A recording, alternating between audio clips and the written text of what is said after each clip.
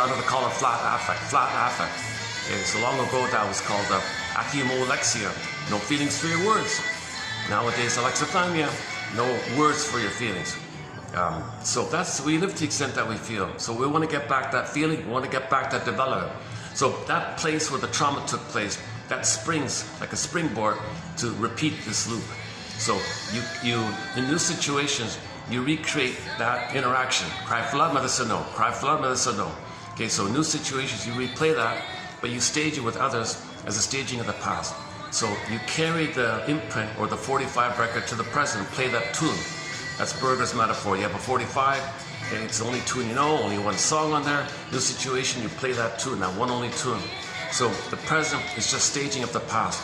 So you're using the present to replay the past. So in effect, repetition compulsion means you're living in the past. You're dwelling in the past, living in the past. The present's just replays, new additions of that past. You're just recreating that familiar thing.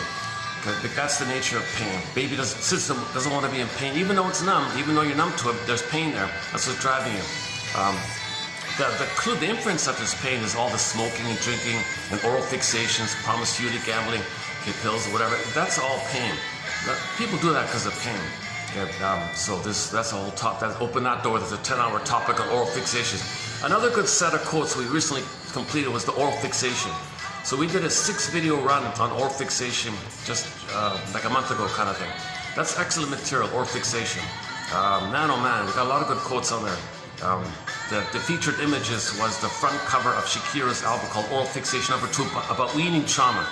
So the mother causes oral fixations in the child via weaning trauma, and that album shows you weaning trauma, where the mother pulls the nipple away from the baby, and the baby's on the tree standing in for a fruit.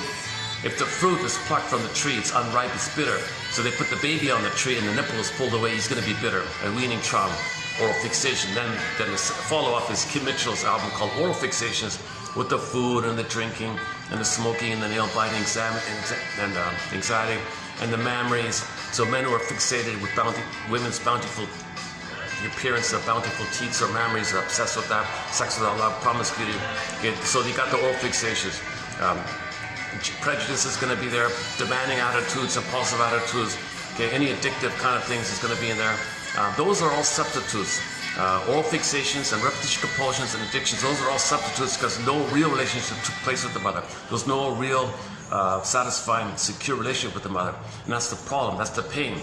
So in effect, you want to have you want to kind of pick up where you left off and have, but nobody in the present, no thing in the present, no symbol in the present can actually be that in the past.